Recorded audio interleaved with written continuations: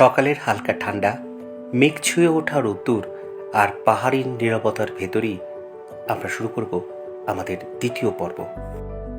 Good morning. তো আমাদের দ্বিতীয় পর্বে আপনাদের সকলকে স্বাগত জানাই। রয়েছি পাদাম চেনে, এখন ব্রেকফাস্ট করছি গরম গরম ধোয়া ওঠা ম্যাগি। তো আজকে পাদাম চেন থেকে আমরা সাইট সিন করতে করতে চলে যাব গ্যাংটকে। এই সফরে অ্যামেলিয়া ট্যুরিজমের সঙ্গী হয়ে আমরা সকলে প্রথম চেন থেকে ধীরে ধীরে উঠতে লাগলাম পাহাড়ের বুক বেয়ে। গাড়ি এগোচ্ছিল বাঁক পেরিয়ে বাঁক, মেঘ আর কুয়াশার ভেতর দিয়ে। তারপর হঠাৎই সামনে খুলে গেল এক অসাধারণ দৃশ্য। আমরা পৌঁছে গেছি থাম্বি ভিউ পয়েন্ট, প্রায় 11,200 ফিট উচ্চতায়। আমরা এখন এসেছি আমাদের ফার্স্ট ভিউ পয়েন্ট, সেটা হচ্ছে থাম্বি ভিউ পয়েন্ট।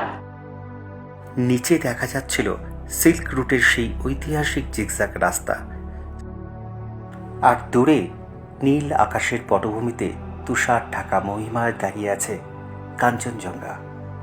সেই মুহূর্তে মনে হচ্ছিল আমরা ভ্রমণ করছি না, আমরা যেন ধীরে ধীরে ঢুকে পড়েছি প্রকৃতির এক জীবন্ত সিনেমার ভিতর। সামনে যে জিগজ্যাগ রোডটা পুরো দেখতে পাচ্ছেন, পুরো মেঘে ঢাকা পড়ে রয়েছে, বাট যতটা পারলাম দেখানোর চেষ্টা করলাম। আর সামনেই রয়েছে কাঞ্চনজঙ্ঘা। কাঞ্চনজঙ্ঘাকে সাক্ষী রেখে এই নীরব পাহাড়ি মুহূর্তে আমরা শুনে নিলাম অ্যামেলিয়া ট্যুরিজমের আগামী দিনের পরিকল্পনা। আমাদের 12ই এপ্রিল এবং 16ই এপ্রিলে ভুটান ট্রিপে কিছু সিট খালি আছে। এর থেকে ভালো নজারা দেখতে হলে আপনাদের বুক করতে হবে 12ই এপ্রিল আর 16ই মে ভুটান ট্রিপ। ডেসক্রিপশনে ডিটেলস সব পেয়ে যাবেন।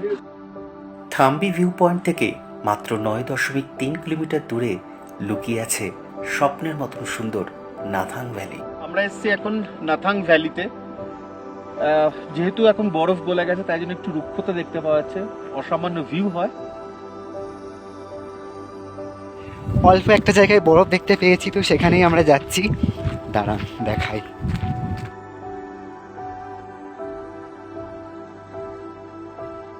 যখন বরফের সিজন থাকে তখন পুরো জায়গাটা কিন্তু বরফে ঢেকে থাকে। যেহেতু আস্তে আস্তে বরফ গলতে শুরু করেছে, তাই কিছু কিছু গ্লেসিয়ার হয়ে রয়েছে, ইভেন এগুলোও গলে যাচ্ছে।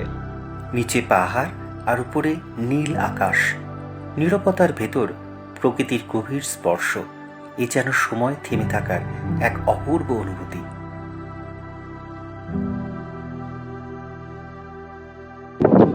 নামাটা যতটা ইজি, ওঠাটা ততটাই চাপের। অনেকটা উঁচু, একটু ব্রিদিং প্রবলেম হচ্ছে। 13,000 ফুটেরও বেশি উচ্চতায় মেঘ আর বরফে মোড়া নীরব পাহাড়ের বুকে অবিচল দাঁড়িয়ে আছে ওল্ড বাবা মন্দির।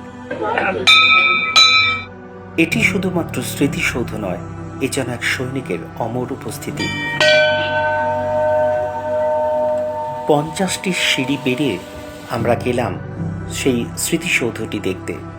ভারতীয় সেনার সাহসী জওয়ান হরভজন সিং এর স্মৃতিতে গড়ে ওঠা এই স্থান পাহাড়ি সীমান্তের কঠিন বাস্তবতার মাঝেও আশ্বাসের প্রতীক। নাথুলা পাসের পথে নীরবে দাঁড়িয়ে থাকা এই মন্দির আজও যেন সীমান্তের প্রহরী, মানুষের বিশ্বাস আর সাহসকে নিঃশব্দে আগলে রাখে। ধন্যবাদ অ্যামেলিয়া ট্যুরিজম। এই সফরেই শুনলাম তাদের নতুন পর্যটন প্রকল্পের সুখবর। আগামী মার্চ মাসের 21 তারিখ এবং এপ্রিল মাসের 11 তারিখ আমাদের সিল্ক রুট প্যাকেজ আছে। আপনারা যারা যারা বুক করতে চাইছেন ইমিডিয়েট আমাদের সঙ্গে যোগাযোগ করুন, ডিসক্রিপশনে ডিটেলস দেওয়া থাকবে। ওল্ড বাবা মন্দিরের সামনে দাঁড়িয়ে ছত্তিশগড় থেকে আসা এক সহযাত্রী শোনালেন তার এই সফরের গভীর অনুভূতির গল্প।